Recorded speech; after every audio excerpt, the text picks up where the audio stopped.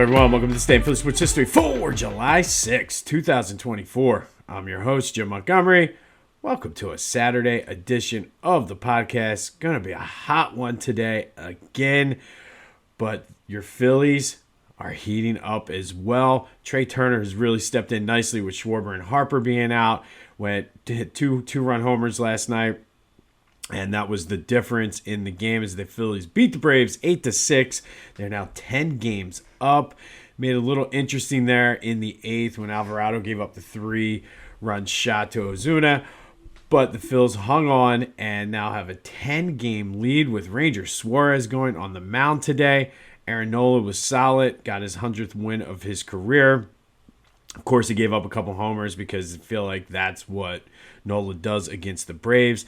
Still a little concerning with the runners in scoring position. They went 2 for 11 yesterday, but I think a lot of that has to do with those guys being out. So as long as they keep winning, I'm okay with it. But that's one of those things I want to keep an eye on. I don't know if that means they're going to look for a bat at the trade deadline or what, but just a good win down in Atlanta.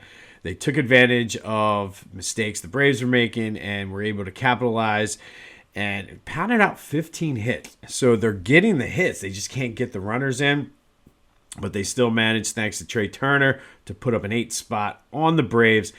They are the national TV game today. Ranger Suarez on the mound. Hopefully he can bounce back. And we had a discussion about this a little bit yesterday. And I know a lot of people were like, oh, well, you're not going to miss much with JT being out, this, that, and the other. But it does seem like the pitchers have been a little bit uncomfortable. Part of it probably is it's close to the All-Star break. They're ready for a rest.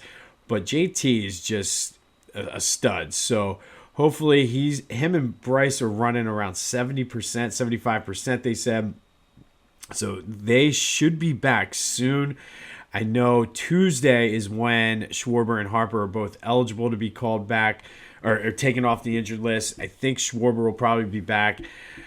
If Bryce has any chance, I'm sure he's going to try to push it. And at this point, JT is ready whenever he can be called off whenever he's ready. So good news for the Phils. They just keep extending that lead with those guys out, and then you get them back. It's almost like bonus All-Star or trade deadline pickups. So looking to win that series today against the Braves, even up their series. I think the season series, this would even it up at 3 games apiece because I think the Braves took 2 out of 3 earlier in the season. But looking forward to this game, it's going to be hot. Might just stay inside in the air conditioner where it's safe and watch it. But Phil's Braves today at 4. I've been telling you about the John Kruk is My Spirit Animal shirt from Philly Goat. 10% of the proceeds benefit the Battle Brothers Foundation, they do great things for our veterans. So pick up that shirt, and while you're there, I have a toxic relationship with Philly sports because we all do. It's in our DNA. It's what we do. So go to phillygoat.com. If you're a new listener, go to their site. Check out all of their selection. They have a ton. Be sure to just keep scrolling and hit more because a lot of the older shirts are great too. So go to phillygoat.com. Use the promo code Jim Montgomery. That helps the podcast out, and you'll get 10% off as well. But pick up the Kruk is My Spirit Animal shirt, and 10% of your sales go to the Battle Brothers Foundation. But like I said, if you are new, check out the just everything they have on the site and the shoes. I can't stress this enough. Go check out the shoes. I've been wearing, between the Cape Mays and the Schmitties, I've been wearing them all weekend. Well, not all weekend, all week, and getting a ton of compliments. They're so comfortable. So go to phillygoat.com, use the promo code Jim Montgomery, 10% off of your order, and you won't be disappointed. Union back in action tonight down in Chester against the New York Red Bulls. Should be interesting to see how restless this crowd gets. There's a lot of rumblings and a lot of unhappiness. I know some of the fans want the ownership group to sell the team. They have not won a game at home since March. So the Union have certainly fallen on very, very hard times. But they look to bounce back and finally get a win. It seems like forever since they got a win today down in Chester against the Red Bulls. Other than that, it's been a quiet week in Philly sports. Not much with the Sixers. Things have sort of calmed down. Summer League kicks off next week, so we'll kind of watch and see how the new guys do out in. I think there's like 3. Like I didn't understand how it was. I don't know if they do like a tour, but I think they have some games in California. Then they go to Salt Lake City, and then they have the big one that you'll see in Vegas. But certainly looking forward to see what the young guys have for that, and we'll have more on that next week once they get started. All right, today we're going to go back to 2009 and stick with the Phillies. And on this day in 2009, the Phillies beat the Reds 22-1 down at Citizens Bank Park. Jumped on them early, scoring 10 runs in the first. Johnny Cueto didn't even make it out of the first inning before he was pulled after going 2/3 of an inning. Victorino, Dobbs, and Utley all had homers in the first inning, and that was more than enough for Cole Hamels, who went 7 innings, had 3 hits, 1 run, and 2 strikeouts. Jason Worth followed it up with a grand slam in the 8th. J-Roll, Eric Bruntlett, Greg Dobbs, Cole Hamels all had doubles, and Hamels helped himself a lot at the plate this day. Went 2 for 4, had 2 RBI. Jason Worth had 5 RBI. Chase Utley had 4 RBI. Everybody was getting in, but the star of the game was Shane Victorino. He went 4 for 5, had a homer, 2 doubles, 4 RBI, scored 5 runs, which tied a Phillies team record.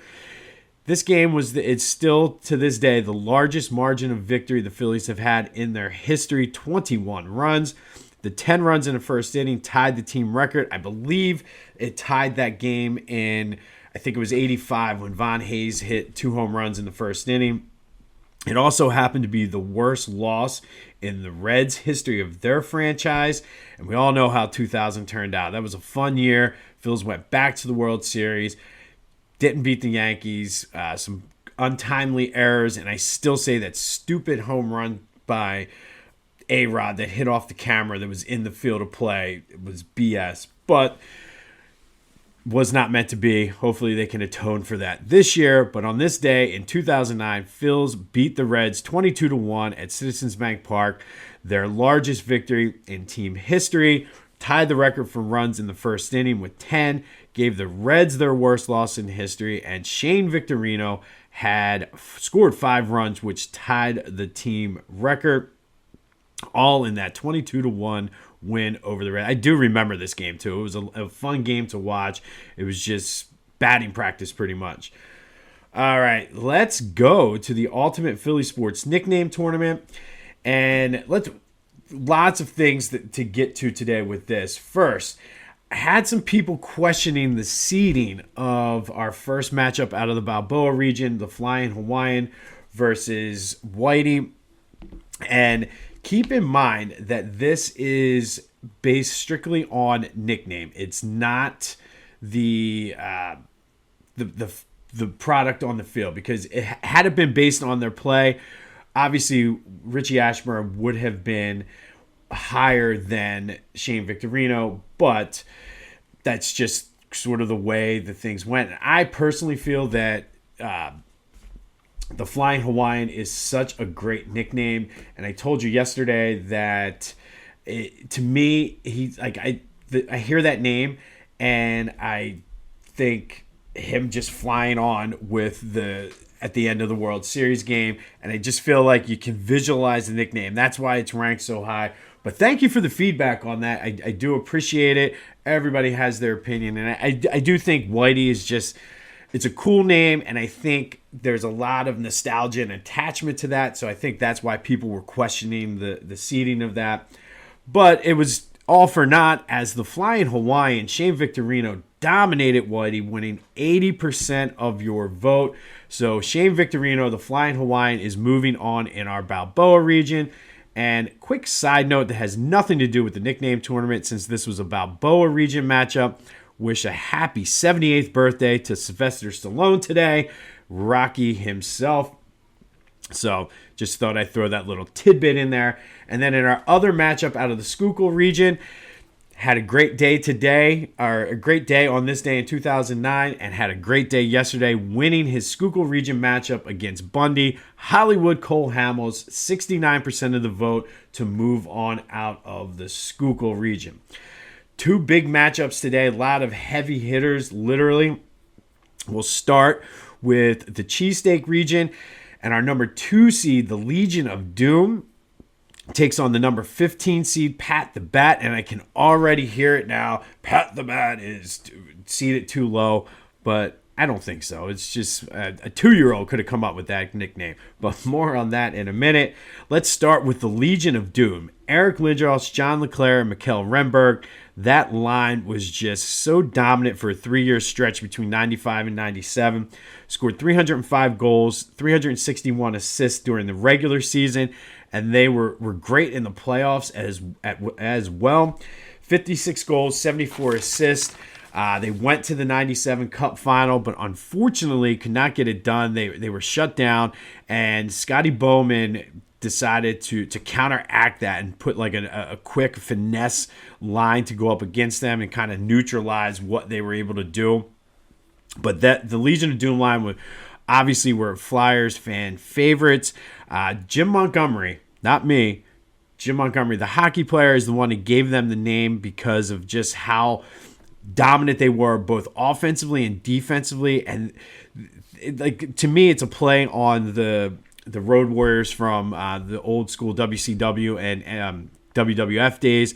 But all three of these guys were at least 6'2" and weighed 230. So they were just big. They were fast. They could score. They could hit you. So that's where the name the Legion of Doom came from. Jim Montgomery, no relation, not me, but he's the one that gave them the name. And then Gene Hart helped to get it popularized. He started using it, and it just caught on. But the Legion of Doom line, Eric Lindros, John LeClaire, Mikael Renberg, is our number 2 seed out of the Cheesesteak region. And to me, I love this nickname a lot. Almost, had they won a cup, they may have been the number 1 seed over the Broad Street Bullies. But because of the cups, that's why the Broad Street Bullies were the 1 seed. But Legion of Doom is right there. Just sounds intimidating. Like you're playing the Legion of Doom line, you're gonna feel it. They are taking on Pat the Bat. Pat Burrell was the number 1 overall pick with the Phillies in 1998 out of Miami. And if you remember, that was right around the same time. The year before, I think, is when J.D. Drew and J.D. Drew's like, I'm not playing for them. Pat Burrell's like, I'll go to Philly. And certainly made a name for himself. He's a Phillies Wall of Famer, spent 9 years here. Career 257 hitter, 251 homers, which is number 4 all time for the Phillies. Added 827 RBI. And the one thing I'll always remember about Pat Burrell was he was very similar to almost not quite, or probably a little bit more inconsistent, but Rhys Hoskins-esque, where like when Pat Burrell was hot, there was nobody better than him. It's just unfortunate because when he was cold, especially near the end of his career in Philly, he just was terrible. He couldn't do anything. However, he will always be remembered for me for getting the big hit in Game 5, the second half of Game 5 of the World Series. He hit that double that hit off the top of the center field wall that I thought that would have been the perfect end to his Phillies career if he hit that. As it stands, he still got the double, was pinch run for, and then never played again for the Phillies. But I think everybody knew because in the parade, he was the guy that led it with his dog Elvis on the Budweiser Clydesdale, what is that, the cart or whatever, the wagon, I guess is what it's called. But the origin of his nickname, ironically enough, is not what you think. Obviously, you think Pat the Bat, that means, okay, he is a good hitter, this, that. Has nothing to do with his hitting, and contrary to what some people out there might think, has nothing to do with his post-game escapades down at the Irish pub on Walnut Street. He got the name when he was at Miami from Alex Cora. Yes, that Alex Cora. They called him the Bat because he didn't sleep at night. Never knew that, and I think that makes the name even that much cooler. But obviously it does fit with the way he played the game and things like that. It had nothing to do with his escapades at the Irish pub. So we'll kind of just let that go. But our Cheesesteak region matchup for today is the Legion of Doom versus Pat the Bat. Who do you got? Which is a better Philly sports nickname? Get your votes in. You can call or text me on the Back to the Future voice and text line, 267-495-8531. That'll get you in. Get anything else Philly sports related off your chest. Want to talk Phillies Braves? Want to talk NBA Summer League? Flyers, what they should or should not do. If you're a Union person and you want to weigh in on what the team should do and what's wrong with the team, you can get that out too. It's been very quiet on the Eagles front, which I think is good. We need that going into training camp. You can also hit me up on the social media, Jimbo_Mott, Twitter and TikTok, at Philly Jimbo on Instagram, Facebook, LinkedIn, text me, whatever you got to do. Get those votes in. We keep setting records every day with the votes, so continue as you're at barbecues and parties today even. Get the word out there. Spread the word about the podcast. Let's help grow this thing. And we're getting there. And be sure to subscribe to the YouTube channel, Jimbo_Mott. That's a huge help for growing the podcast. All right. Then out of the Ben Franklin region, our next matchup, the number 3, the Big Piece, takes on the number 14 seed, Bruiser, Flint. Let's start with the Big Piece. Ryan Howard, 5th round draft pick of the Phillies in 2001. Quickly moved his way up through the minors and was dominating minor league pitching. Unfortunately, he was stuck behind Jim Thome, and then Jim Thome went down with an injury, and that was all Ryan Howard needed. Got hot and just had probably one of the most historic 5-year stretches of Babe Ruth-esque numbers there. I think a lot of people forget about that he was on a Babe Ruth type pace there for 5 years before the Achilles injury. He's a 3-time All-Star, Rookie of the Year, NLCS MVP in 2009, League MVP in 2006, won the Home Run Derby. I believe in 2006 is when he won that. 2-time home run leader in the National League, 3-time RBI leader.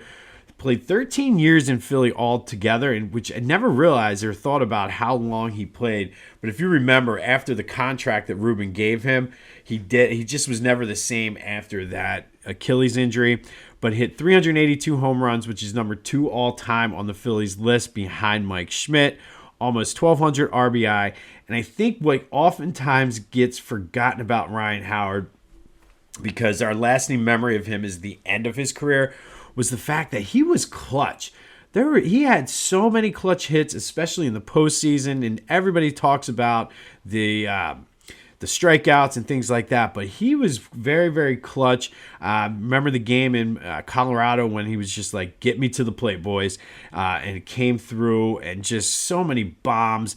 One of my favorite players. I think he's probably one of the most, if not the most, certainly top 3 most underrated Philly athletes of all time.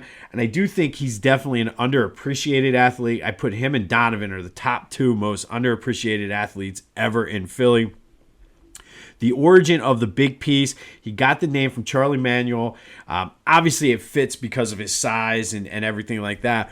But it was just because of how he fit in with the team. He was a team-first guy, which Charlie Manuel was big on that. Always thought about the team first, but did whatever he had to do to win. And Charlie Manuel is the one that gave him the Big Piece. And I think it's one of my favorite nicknames in Philly sports history. And I just keep thinking, though, if he would have came up earlier, if he wasn't stuck behind Thome, he easily would have hit 500 home runs. Definitely the Achilles injury certainly hampered him. And if you think about it now with the new rules with the shift, he was one of the first guys that everybody shifted on. He probably would have had better numbers because his average would have been higher. So Ryan Howard, the Big Piece, is our number 3 seed in the Ben Franklin region. He's taking on Bruiser Flint. James Flint was a Philadelphia native, played at St. Joe's, was okay, wasn't great or anything, and then got into coaching. He coached at UMass. He coached at Drexel. He's a 4-time CAA Coach of the Year. All total, he has 331 wins as an NCAA coach. He's currently an assistant out in Arkansas. And the origin of his nickname, when he came from his grandfather. When he was a kid, he spent 6 weeks in the hospital with an intestinal disease. His parents were concerned, and his grandfather said, "Don't worry, he's going to grow up to be a bruiser." and the name stuck. His dad ended up being his rec coach when he was playing basketball, and to play for his dad was tough on him. He had to be a Bruiser, so the name fit. But Bruiser Flint is our 14 seed, and I have to say, Bruiser Flint was one of my favorite coaches when he was at UMass to just heckle, because we always sat right next to the visitor bench. So he always was out, and like he was one of those coaches that was like on the court when he were coaching. So we'd always just go, Bruiser, and I'm like, get on the sideline, get back to the bench. And he always acknowledged it. He had fun with it, but it was one of my favorite coaches to heckle.